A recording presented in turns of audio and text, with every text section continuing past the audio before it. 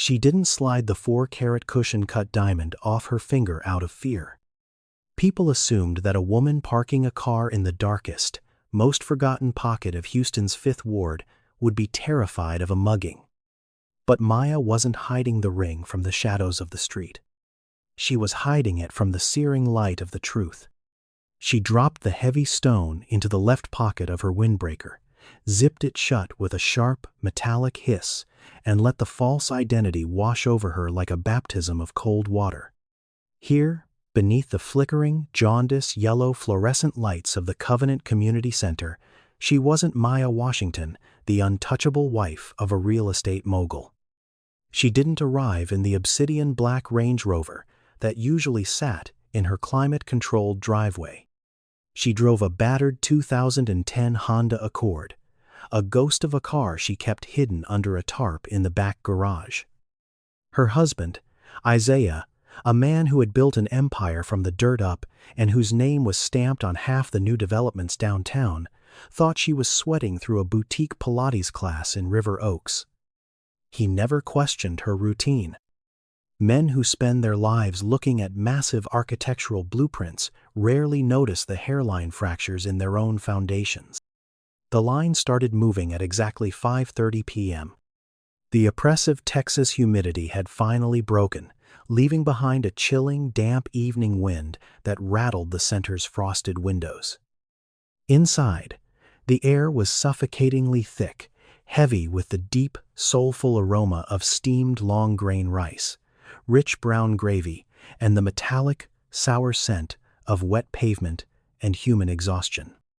Maya tied a thin plastic apron over her faded college sweatshirt, snapped her latex gloves into place, and lowered her head. The rhythmic metal scrape of the ladle against the industrial serving pan became her heartbeat. Scoop the rice. Pour the gravy. Hand over the tray. She did not look up. She never looked up. To look into the eyes of the line was to look into the abyss of a city that chewed people up and spit out their bones. For 14 agonizing months, every Thursday, this had been her sanctuary and her purgatory. A $4 million mansion sat waiting for her in Sugarland, an immaculate fortress of deafening silence.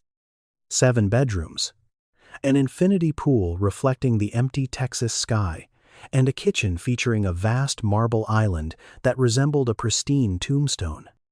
Nothing was ever cooked there. The imported copper pots hanging above the professional-grade stove were purely decorative, silent witnesses to a home entirely devoid of warmth. But here, amidst the clattering of plastic trays and the low, defeated murmur of broken souls, Maya found something she couldn't buy. The quiet, anonymous grace of being useful. The regulars just called her Miss Maya. Nobody knew about the gated community, the personal shopper at the Galleria, or the bank accounts with numbers so long they felt abstract. "God bless you, miss," a raspy voice muttered.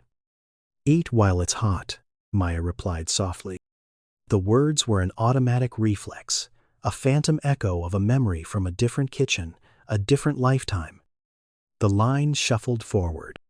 A symphony of dragging feet.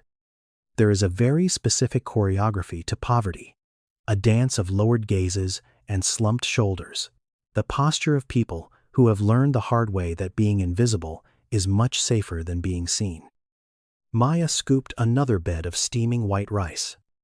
Then, the choreography broke. The next person didn't step forward immediately. Maya's gaze, fixed downward by habit, registered the hands resting on the edge of the metal serving counter. They weren't the hands of a stranger. The knuckles were ashy, the nails clipped painfully short, the skin mapped with tiny, violent scars of relentless manual labor. But it was the left ring finger that sent a cold electric shock straight through Maya's ribs. It was bare. The skin there was slightly indented, a pale, permanent ghost of where a gold wedding band used to sit. The world inside the Fifth Ward Community Center seemed to violently evaporate. The hum of the ceiling fans died. The clanking of dishes faded into a high-pitched ringing in her ears. the calm before the storm. Slowly, against every survival instinct screaming at her to keep her head down, Maya's eyes traced upward, past the frayed cuffs of an oversized, washed-out denim jacket, past the sharp, protruding collarbones that looked like they could slice through the thin cotton shirt, up to a neck, angled slightly to the left, the defensive posture of someone carrying an invisible weight that was slowly crushing them to death. And then, the face. The heavy steel ladle slipped from her trembling fingers. It hit the edge of the aluminum pan with a deafening clack. A thick drop of brown gravy splattered violently onto the pristine stainless steel counter, bleeding outward like a dark bruise. Maya couldn't breathe. The oxygen had been violently sucked out of her lungs. Those eyes. Dark, unyielding, cutting straight through the pathetic facade of her plastic apron and latex gloves. They were eyes that had seen the very bottom of the world and refused to blink. They were her mother's eyes. But the face carrying them belonged to Tasha, her older sister. The flesh and blood she had not spoken to, had not touched, had not even seen in exactly 9 years. Tasha hadn't looked up yet. Her gaze was locked dead center on the empty beige compartment of her plastic tray. She was waiting, locked in that numb trance of the destitute, take what is given, ask no questions, survive the night. Behind Tasha, a man in a soaked jacket cleared his throat, shifting his weight impatiently. The line was waiting. The hunger was waiting. "You good, Maya?" asked Darnell, the giant of a man working the cornbread station to her right. His voice sounded distorted, like it was coming from underwater. Maya didn't answer. She was paralyzed.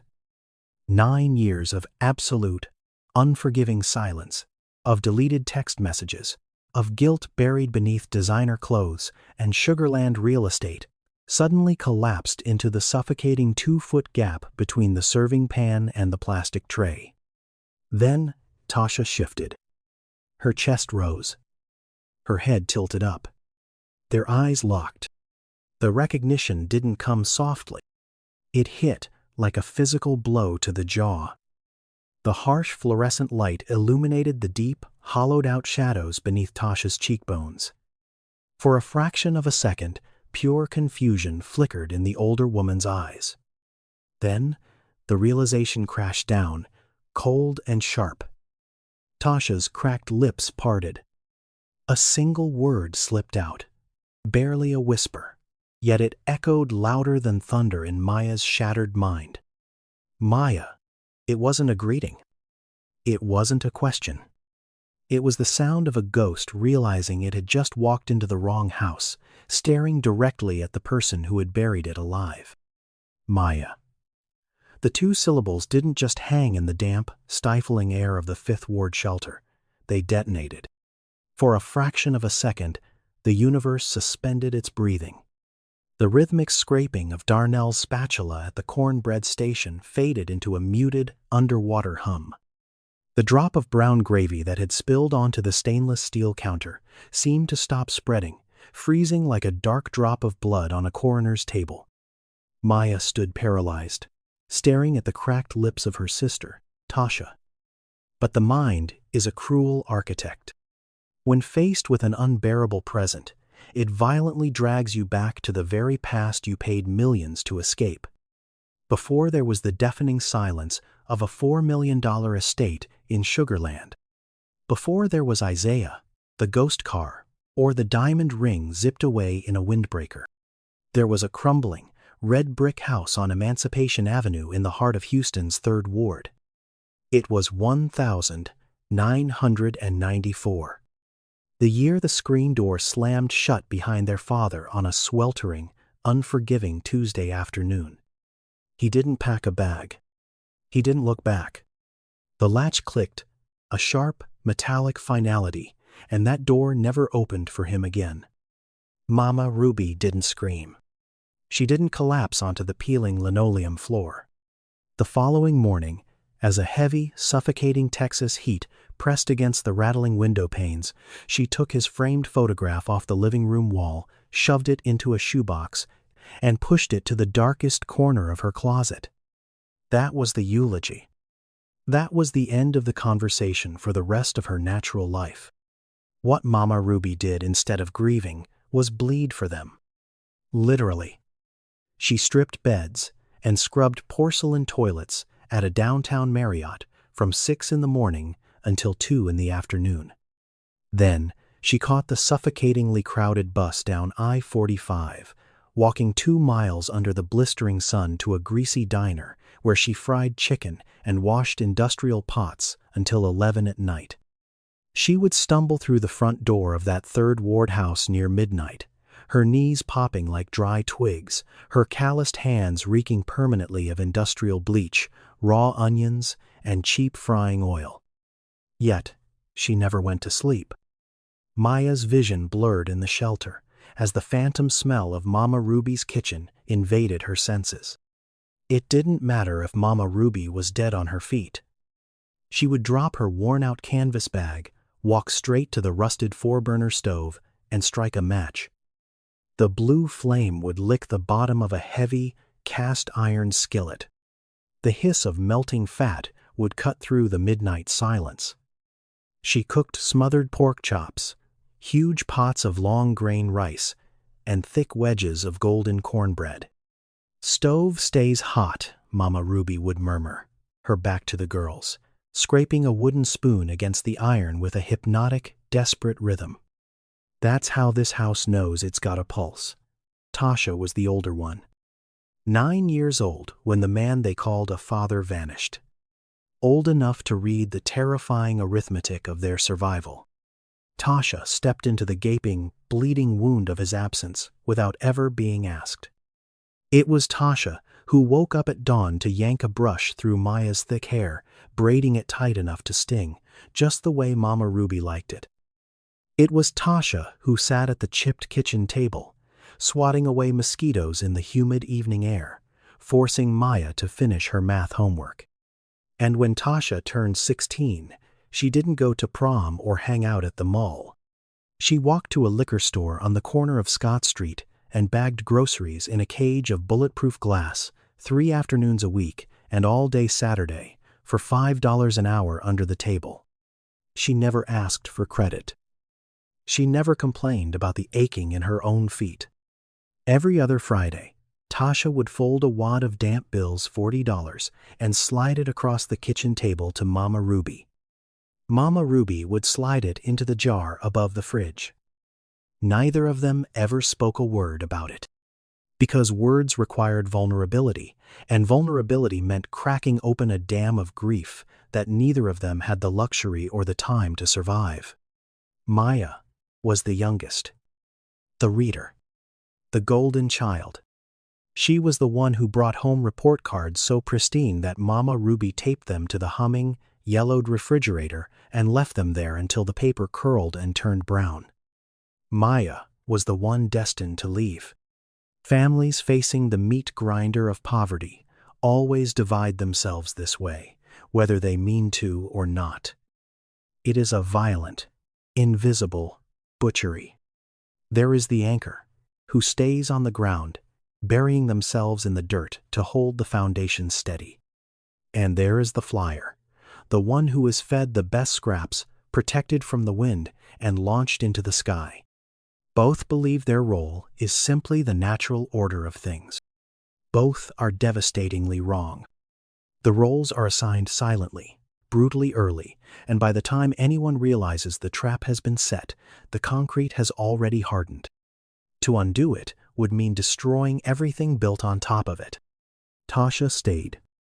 Maya flew.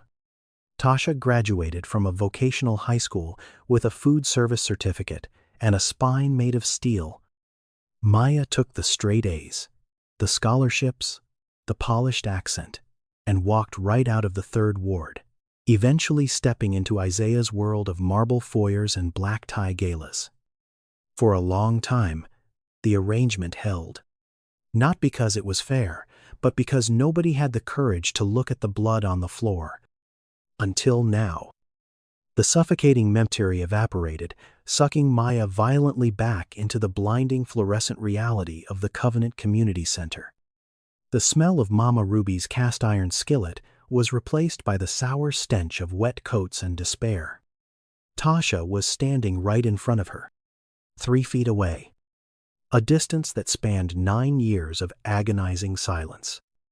Maya's lungs screamed for air. The gravy on the counter had gone completely cold. Tasha stared at the plastic apron draped over Maya's chest, her dark eyes scanning the latex gloves, the dropped ladle, the sheer, undeniable hypocrisy of her little sister playing savior in a world she had abandoned. Tasha didn't scream. She didn't cry. Her jaw tightened, a microscopic tightening of the muscles that only someone who shared her blood would recognize. It was the inner beat of absolute, impenetrable defense. The fortress locking its gates. Without a word, Tasha slowly pulled her hands back from the metal counter. She turned her narrow, bony shoulders away from the food, away from the warmth, and began to walk toward the heavy steel exit door at the back of the room. Click. Clack. The sound of her worn sneakers hitting the linoleum echoed like gunshots in Maya's chest. The flyer was finally looking at the anchor, realizing for the first time just how deep the anchor had sunk. Tasha didn't stop at the exit. The heavy steel door groaned as she shoved it open, letting in a gust of cold, wet air from the Houston night, a biting reminder that the world outside was just as indifferent as the one she had just escaped. Maya stood still, the plastic apron feeling like a lead weight against her skin. The smell of gravy, of rice, of everything they had shared, seemed to turn sour in her stomach. She didn't follow. Not yet. She knew Tasha's silence. It was a wall, thick and unyielding, built brick by brick over 9 years of misery. The memory of the Third Ward kitchen faded. Replaced by the jagged, violent clarity of the year, the floor fell out from under Tasha. It was 4 years ago. The year of the settlement. Terrence Barrow, Tasha's husband, a man who worked the docks at the Port of Houston, a man who possessed a quiet, stoic grace that made even the coldest room feel settled, was gone. A freak malfunction on a container crane, a snapped cable, a load that shifted in the blink of an eye. The investigation took months, but the tragedy took only seconds. They settled for $43,000. In the eyes of a lawyer, it was a resolution. In the eyes of a bank, it was a liquidity event. In the eyes of Tasha, it was a blood-stained insult. After the funeral, a sparse, gray affair, held in a drafty chapel where the pastor talked about God's timing. While Tasha's knuckles turned white, gripping the pew, she was left with a 7-year-old son, Trey, and a mountain of bills that seemed to grow like mold in the dark. Then came the second blow, the one that broke her spine. Trey's first sickle cell crisis hit on a Tuesday in October. He wasn't even 10. He was at his desk in school when he collapsed, his skin turning a sickly, translucent gray as his body began to starve itself of oxygen. The hospital stay was 3 days. The bill, after insurance deductions that felt like a deliberate punch in the gut, was $14,000. Tasha didn't tell Maya. She didn't call the Sugarland mansion. She didn't want the generous check. She didn't want the pity-filled eyes of a sister who lived in a different universe. Tasha was a price. They survived. She took a second job, scrubbing floors in a downtown office building until 2 a.m., leaving Trey with a neighbor, Mrs. Covington, who charged nothing but who lived on a floor that was slowly losing its grip on reality. The final rupture happened when Mama Ruby got sick. It was 2021. Diabetes had claimed Ruby's kidneys, and her vision was fading into a cloudy, permanent twilight. Maya had driven in from Sugarland, her Range Rover gleaming like a black jewel against the cracked asphalt of Emancipation Avenue. She was wearing a silk blouse that probably cost more than Tasha's rent. "I've found a facility in Westchase," Maya had said, her voice strained with the frantic, performative kindness of someone trying to fix a broken window with duct tape. "It's assisted living. 24-hour nurses. It's safe. Tasha. It's the right thing to do." Tasha had been sitting at the kitchen table, the same table where they had done their math homework, the same table where the $40 envelopes had been slid across. She looked at Maya, then at the yellowed walls of the house that had held them for decades. "You think money is a universal solvent, don't you, Maya?" Tasha's voice was dangerously low, a hum of impending thunder. "You think you can buy your way back into this family with a monthly wire transfer. I am trying to save her life," Maya had countered, her composure fraying. "No." Tasha stood up, the chair screeching against the linoleum, the same sound the kitchen door had made when their father left. "You're trying to clear your conscience. You left, you built your ivory tower, and now you want to put Mama in a box so you don't have to look at the mess you left behind." They were both right. And that was the tragedy. They were screaming truths at each other that were meant to be used as weapons. Maya was right, the row house was failing, and Mama needed medical intervention. Tasha was right. Maya was using money to bridge a chasm of guilt, attempting to buy the good daughter title she hadn't earned through presents. 3 weeks after that fight, Mama Ruby had a stroke. She died on a Saturday morning in a sterile room at Ben Taub Hospital. Tasha was there, holding her hand as the light left her eyes. Maya arrived 40 minutes late, traffic jammed in a city that didn't care about her designer bags. At the funeral, the silence wasn't just in the room. It was between them. It was a physical barrier. The day after the burial, Tasha had been cleaning out the row house. She found her wedding band, Terrence's gold band, in a jewelry box. She looked at it, feeling the ghost of his hand in hers.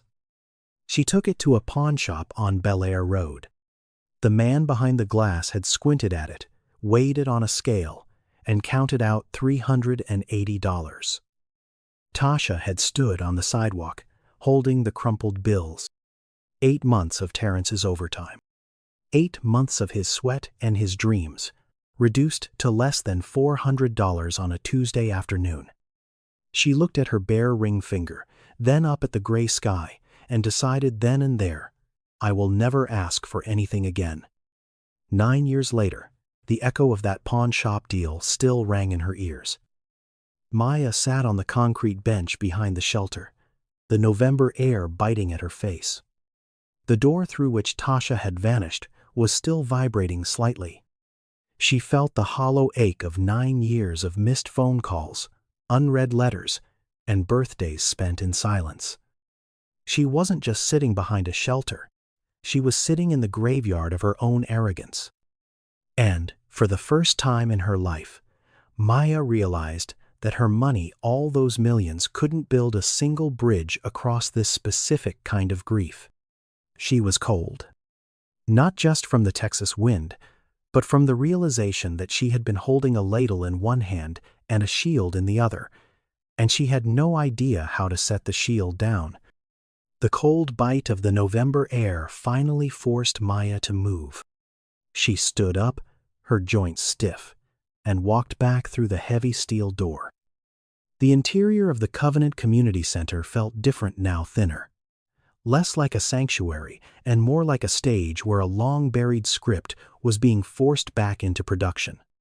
She found Tasha in the back office, a cramped, windowless room filled with the scent of floor wax and stale coffee. Tasha was sitting at a folding table, her hands flat against the cold surface, her breath coming in shallow, ragged hitches. She wasn't crying. Tasha didn't cry. She eroded, like stone under a relentless waterfall.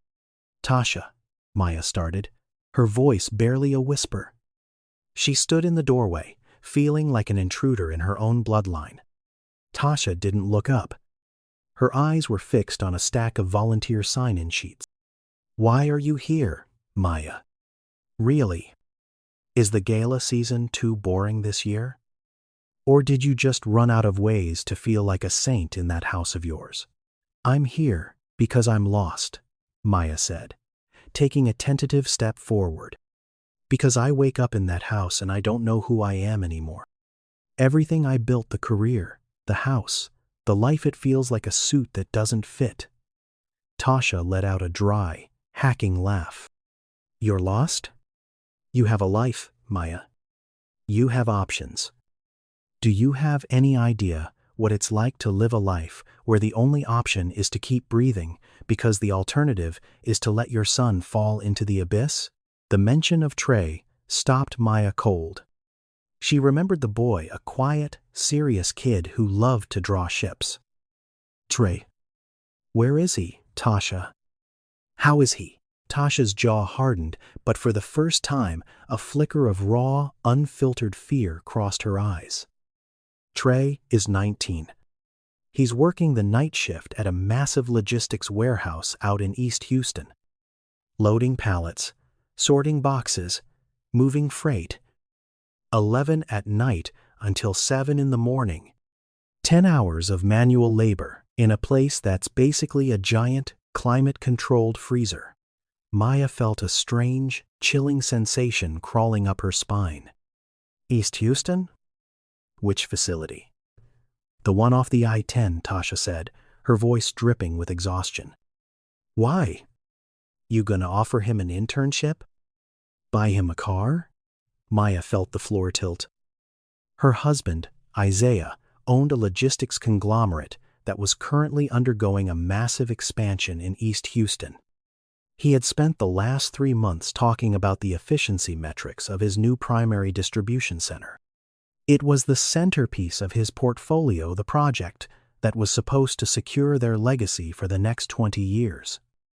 The realization hit her with the force of a wrecking ball. Isaiah hadn't just built a warehouse. He had built a machine that processed people. He'd talked about optimizing labor costs and maximizing throughput. She realized, with a nauseating clarity, that her husband was likely the man who signed the checks for the company that was slowly grinding her nephew into dust. Every luxury she enjoyed, every piece of silk she wore, was funded by a bottom line that required Trey to break his back for $17 an hour. Tasha, Maya said, her voice shaking. What's the company name? Tasha looked up, her gaze piercing. Why do you care? Just tell me. Logi Corp Solutions. Tasha spat the name out like a bitter pill. Maya's throat went dry. It was his. Everything Isaiah had built was a monument to the system that had trapped her sister. The irony was so sharp it was almost suffocating. The flyer was living in the palace built by the very mechanism that had broken the anchor. He doesn't know, Tasha continued, oblivious to Maya's inner collapse. Trey doesn't know where I'm sleeping. I told him I'm staying with a friend. Maybe he knows the truth, maybe he doesn't, but he doesn't ask. We're both too tired to look too closely at the mess we've made of things. Maya stood in the dim light of the office, the weight of the secret pressing down on her.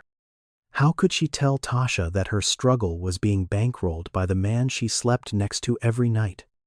How could she explain that the very wealth she had offered to use to save Mama Ruby was the same force that had kept Tasha's nose in the dirt? Tasha, I need you to listen to me, Maya said, her resolve hardening. I've been listening to you my whole life. Maya. That's the problem. No, Maya reached out, stopping just short of touching Tasha's arm. You've been listening to the Maya who left. I'm not her anymore. I don't want to save you. I don't want to fix you. But I need you to know. I see it. I see the warehouse. I see the price of everything. Tasha stood up, her thin frame casting a long, jagged shadow against the wall. You don't see anything. You see a story. I'm living the math. Maya. And the math never adds up in my favor. Tasha walked past her, brushing her shoulder against Maya's a brief, electric contact that felt like a bridge burning in real time. She walked out the back door, leaving Maya alone in the silence. Maya stood in the center of the office, the hum of the building vibrating through the soles of her shoes. She realized then that there was no going back to the Sugarland mansion and pretending nothing had happened. The diamond in her pocket suddenly felt heavier, a cold, hard reminder of everything she hadn't sacrificed. She walked out to the parking lot, the rain starting to fall again, a soft, insistent mist. She watched Tasha's silhouette disappear into the dark, and for the first time, Maya didn't just feel guilty. She felt a cold, calculated rage. She wasn't going to be the good daughter or the generous sister anymore. She was going to be something else entirely. The rain didn't just fall. It arrived with the violence of a shuttered sky suddenly snapping open. Within minutes, the parking lot behind the Covenant Community Center became a churning, muddy lake. Lightning spider-webbed across the horizon, illuminating the jagged silhouette of the industrial district in blinding, strobe light bursts of white. Maya stood by her Honda, her hair plastered to her skull, the silk of her expensive blouse turning transparent against her skin. She wasn't cold. The rage burning in her gut was a furnace that kept the shivering at bay. She saw Tasha huddled under the narrow, rotting awning of the shelter's back entrance, a moth-eaten gray cardigan clutched tight around her throat. Tasha was staring out at the deluge, her posture rigid, a woman trying to hold her entire world together with nothing but sheer, jagged will. Maya lunged through the mud. Tasha. Wait. Tasha spun around, her eyes widening, not with fear, but with a visceral, stinging contempt. Get back in your car, Maya. Go back to your gated walls and your climate-controlled hallways. You think because you found out about the warehouse that you understand the mud? You don't know the first thing about drowning. I know that your son is breaking his back for a man I share a bed with. Maya screamed, her voice cracking under the roar of the thunder. I know that the good life I've been living is built on the bones of people just like you. Tasha stepped out from under the awning, letting the freezing rain lash her face. She looked like a ghost of everything Maya had abandoned. And what are you going to do about it? Write another check? Call your husband and ask him to move Trey to a cubicle? You're still doing it, Maya. You're still trying to use your means to make the world go away so you don't have to feel the dirt. I'm not trying to fix it. Maya stepped closer, the mud sucking at her heels. I'm trying to stop being the reason it's broken. It's too late for that, Tasha whispered, the wind nearly swallowing the words. She looked at Maya, her dark eyes hollowed out by the relentless grind of the years. Pride is all I have left, Maya. It's the only thing that kept me standing when Terrence died. It's the only thing that kept me from jumping off the I-10 overpass when the hospital bills arrived. You want to strip that away? You want to look at me, tell me you're sorry, and have me say, thank you? I'd rather starve. A massive crack of thunder shook the ground, a deep primal boom that seemed to vibrate in Maya's very marrow. I don't want your thanks, Maya shouted, grabbing Tasha's arm, a clumsy, desperate move. Tasha yanked herself free, her movements jagged and defensive. Then you have nothing to say to me. You lived the life Mama dreamed of, and you still ended up here, playing pretend in a kitchen that isn't yours. Look at us, Maya. We are two strangers who happen to share a mother's shadow. That's all we are. Tasha turned and bolted. She didn't run like a woman heading for safety. She ran like a woman heading into the storm because the storm was the only thing that felt honest. Maya stood frozen in the deluge, watching the small, slight figure of her sister shrink into the blinding, rain-drenched dark. The lightning flashed again, a brilliant, jagged tear in the sky, and for a split second, Maya saw Tasha stop, just for a heartbeat, beneath the flickering orange light of a street lamp. She looked back. She didn't wave. She didn't call out. She just stood there, a solitary, defiant speck against the vast, indifferent landscape of the Texas night before turning and dissolving into the gray curtain of the rain. The silence that followed the storm's roar was deafening. Maya looked down at her hands. The latex gloves were gone, lost somewhere in the mud. Her fingers were stained with the dark, heavy earth of the Fifth Ward. She realized then that the flyer hadn't just left the nest, she had burned it down. And Tasha, the anchor, had spent 9 years sitting in the ashes, refusing to leave because the ashes were the only thing she had left that was real. Maya didn't drive away. She sat in the Honda, the engine dead, the windshield wipers slapping back and forth against the glass, making a rhythmic, lonely sound. She watched the rain turn the world into a blur of gray. She had come here looking for a sister, but she had found something much harder, a mirror. And she hated everything she saw staring back. The silence in the Sugar Land mansion was no longer peaceful. It was a pressurized chamber of secret. Maya pulled the Range Rover into the driveway at 11:45 p.m., the motion sensor lights flickering to life like an interrogation lamp. She sat in the driver's seat for an eternity, her knuckles white against the leather steering wheel, watching the house, her fortress of solitude, glow in the dark like a tombstone. She entered through the side kitchen door, the marble island looming in the shadows like a monolith. She didn't turn on the lights. She didn't need to. The house felt alien, an oversized carcass of a life built on a foundation of omission. She climbed the stairs, her feet dragging, and found Isaiah in the study. He was hunched over a massive drafting table, the blue light of a monitor illuminating the sharp, tired angles of his face. He looked up, his glasses sliding down his nose. He wasn't the monster she had built in her head, nor was he the savior she had once clung to.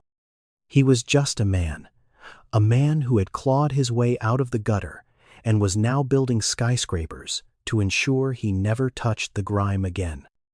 "You're late," Isaiah said softly, his voice gravelly from a long day of negotiations.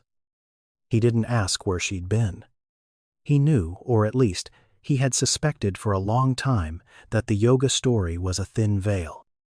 Maya collapsed onto the leather armchair in the corner. She didn't speak.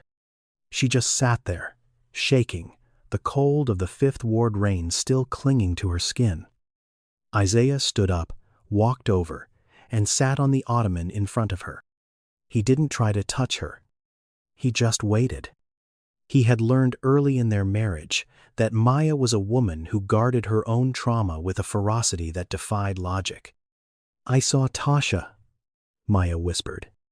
The name felt like a stone in her mouth. Isaiah's posture didn't change, but his eyes narrowed. He knew the history, the Price sisters, the fractured loyalty, the ghost of Mama Ruby. "And? She's in the Fifth Ward." "She's been in the Fifth Ward for months." Maya looked at him, her eyes burning. "And Isaiah? Her son? Her son is Trey. He's working at the East Houston warehouse." "Your warehouse." The room went deathly quiet. A digital clock on the wall ticked with a hollow, rhythmic metallic sound. Isaiah didn't blink. He just stared at the floor, processing the collision of his empire and his wife's bloodline. "I didn't know," Isaiah finally said. His voice wasn't defensive. It was flat, factual. "Maya, I manage thousands of employees. The hiring is subcontracted. I don't see names on a spreadsheet. I see numbers. That's exactly the problem." Maya surged to her feet, the anger finally spilling over. "You see numbers. You optimize throughput. You talk about labor efficiency, while the people who built this city are breaking their backs in your freezer boxes for a pittance." Isaiah stood up, his height giving him an undeniable air of authority. But Maya didn't shrink.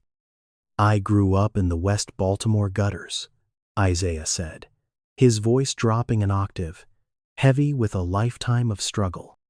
I ate cereal with water because we couldn't afford milk. I built this company so that I would never have to worry about the cost of bread again. I didn't create the system, Maya. I just learned how to survive inside it. But you own it now, she cried. You're the one holding the ladle now, Isaiah. And you're pouring out misery, not soup. Isaiah walked to the window, looking out over the manicured lawn.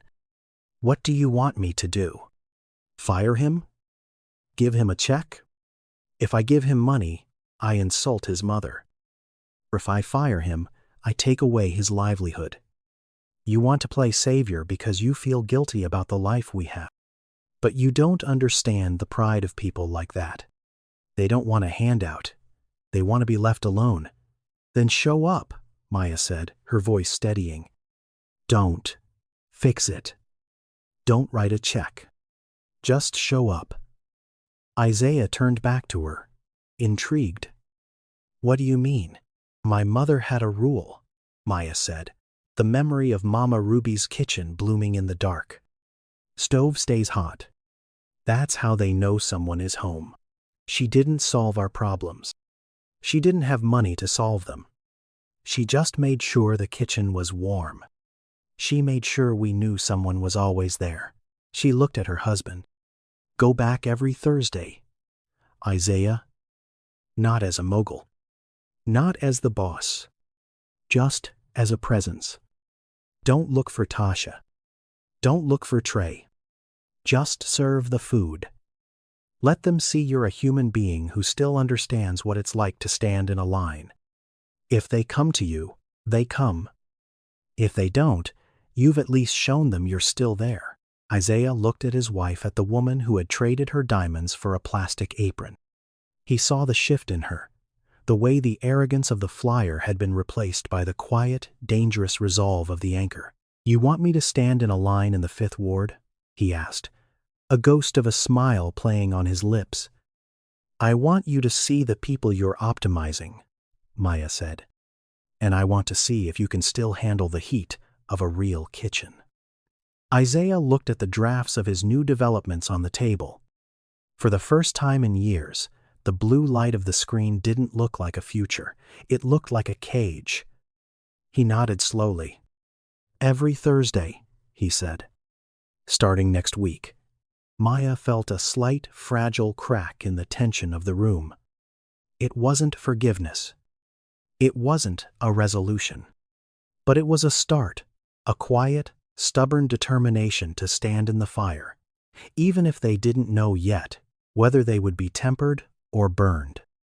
The following Thursday, the Houston sky did not roar.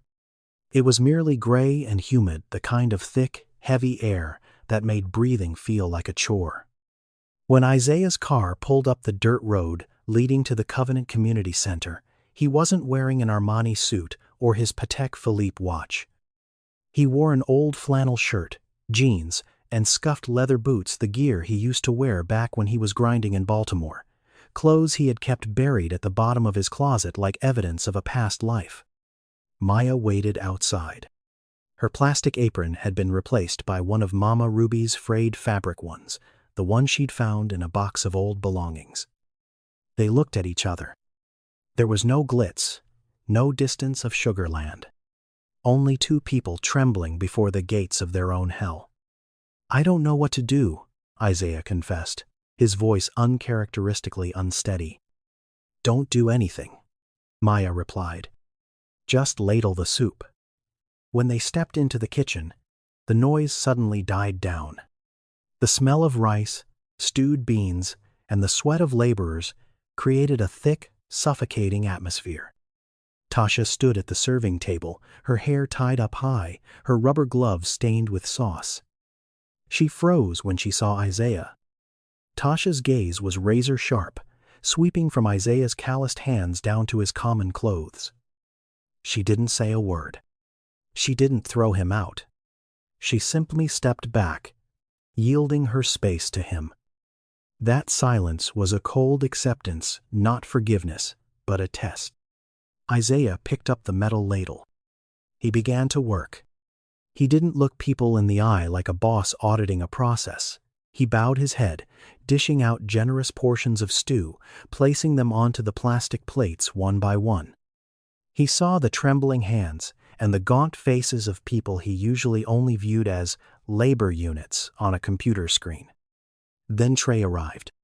The 19-year-old looked 10 years older than his age. His shoulders were slumped, his skin gray with fatigue and the dust of the warehouse. When Trey stood before the serving table, he didn't look at Isaiah. He looked straight at Maya. In the boy's eyes, there was no accusation, only a weariness so profound it made Maya's heart ache. "Here you go," Isaiah said, his voice dropping low. Trey held out his plate. When the hands of the most powerful man at Logi Corp and the young man being ground down by that very company's gears met, time seemed to stand still. Isaiah saw himself in those eyes, the look of a man who only knew how to keep his head down to survive. He realized that, over all these years, he had built an empire he himself would never want to stand in line for. Trey took the plate, paused for a heartbeat, and walked toward a table in the dark corner. For 3 hours, Isaiah didn't leave his post. He sweated, his back ached, and the heat from the stove blasted his face. It was the heat of reality. And when the last pot was scraped clean, when the laughter and the clatter of dishes slowly died down, the kitchen fell into a quiet stillness. Tasha walked up beside Isaiah, the ladle in her hand, still smeared with sauce. "You know," she said, not looking at him, her eyes fixed on the sink full of dirty dishes. "Today, you weren't the boss. You were just a man serving food." "I was just doing my job," Isaiah replied, his voice subdued. "Your job is to pay enough so that a 19-year-old kid doesn't have to dream about crates crushing him every night," Tasha said. Her voice was still sharp, but the contempt was gone. She placed the ladle into the sink. "But today, you served full ladles. That's a start." Maya stood nearby, watching the wall between her husband and her sister begin to crack. It wasn't a rainbow after the storm, but a small trail just beginning to emerge through the dense jungle. When they left the center, the Houston night was colder, but Isaiah didn't feel it anymore. He walked to Maya's Honda, not the Range Rover. "I'll be back next week," Isaiah said as they sat in the car, darkness enveloping the small space. "And I'm going to review the payroll for the night shift at Warehouse 4. Not because you want me to, but because I can't look that boy in the eye ever again as his boss without being disgusted with myself." Maya took his hand. Their fingers, one set used to diamonds, the other used to keyboards controlling empires, were now both stained with the sweat and the food of the downtrodden. They hadn't saved anyone yet. They were still sinners in the story of their own lives. But for the first time in 9 years, the plates in Mama Ruby's kitchen were no longer empty, and more importantly, the three of them, Maya, Isaiah, and Tasha, had begun to see each other as human beings rather than ghosts of wounded pride. The following Thursday didn't bring the humidity or the rain. Instead, a rare, crisp breeze cut through the Houston air, carrying the faint, sweet scent of jasmine and asphalt, the smell of a city that never truly sleeps but sometimes catches its breath. Isaiah didn't just show up this time. He arrived an hour early. He didn't bring the expensive, pre-packaged corporate donations that were tax-deductible. He brought crates of fresh produce, collard greens, yams, and lean protein that he'd personally sourced from a local market in the 3rd Ward. Tasha was already there, wiping down the counters. She paused when she saw him, not with the familiar wall of ice, but with a guarded, human curiosity. She watched him move not with the practiced efficiency of a CEO, but with the clunky, earnest rhythm of a man trying to learn a new dance. "The inventory is better this week," Tasha noted, her voice steady. Isaiah wiped his forehead with a rag. I took your advice. I went through the payroll audits, Tasha. I found the discrepancies. The subcontractors were cutting corners, shaving off hours to meet the efficiency metrics. It was theft. Tasha stopped scrubbing. And? They're out, Isaiah said, his gaze firm. I've terminated the contract. We're moving to direct hire. It's more expensive for me, but the base pay for the night shift is increasing by $4 an hour, effective immediately. And Trey. I've moved him to the shipping logistics office. He's training to be an analyst. He's got an eye for patterns, Maya said. Tasha leaned against the counter, her breath hitching. She had braced herself for another hollow gesture, another bandage on a festering wound. But this was different. This was systemic. Why? Tasha whispered. Why go this far? Because, Isaiah looked toward the doorway, where Maya was just entering. I'm tired of being an architect of shadows. Maya walked in, her face devoid of the frantic, performative guilt she had worn for years. She looked at her husband and her sister, two people who had once been the anchors of her life, and then its casualties. She saw them standing in the same kitchen, in the same light. The stove is hot, Maya said softly, repeating Mama Ruby's old mantra. Yes, Tasha replied, her voice breaking. It is. They worked through the evening. The shift was easier, lighter.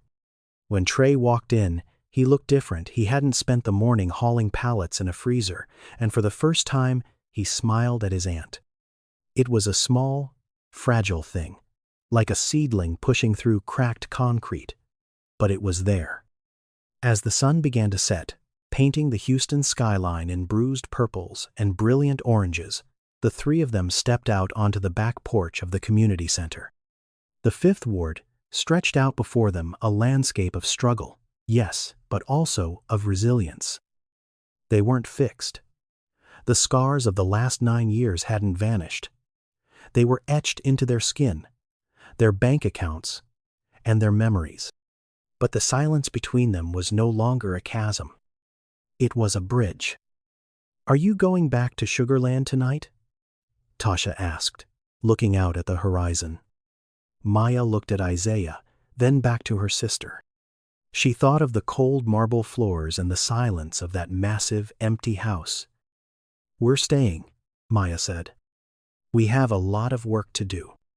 And I think the kitchen needs to stay warm for a while. Isaiah nodded, a look of quiet peace settling over his tired features. He didn't know what the future held for his company, or if he could ever truly balance the scales of the life he had led. But as he stood there between his wife and the sister he had finally begun to understand, he realized he wasn't looking for a way out anymore. He was finally, for the first time in his life, exactly where he was supposed to be. The sun dipped below the horizon, casting a long golden glow over the Third Ward. It wasn't the end of the story, it was simply the moment the light finally hit the floor. The ghosts had been heard, the pride had been bled, and for the first time in nearly a decade, the sisters were home. The story of Maya, Tasha, and Isaiah doesn't end with the brilliant sunset over the Third Ward. It continues to sprout in every small action of daily life. The most enduring legacy they leave us is not wealth or settlement checks, but the courage to confront our own shadows. Maya learned that when we try to use money to fill the cracks in our relationships, we only build stronger walls around our loneliness. Isaiah showed us that success is only truly meaningful when it isn't built upon the broken backs of those standing at the base of the tower. The lesson is simple yet harsh. True dignity isn't found in how high you can climb, but in whether you have the courage to step down, touch the earth, and help those below carry the weight of life. Don't wait until everything falls apart to realize the value of connection. Keep the hearth of human kindness warm starting today. Have you ever had to trade your pride to mend an important relationship? Share your own story in the comments below. Don't forget to hit subscribe and turn on notifications so we can continue to reflect on these meaningful life stories together.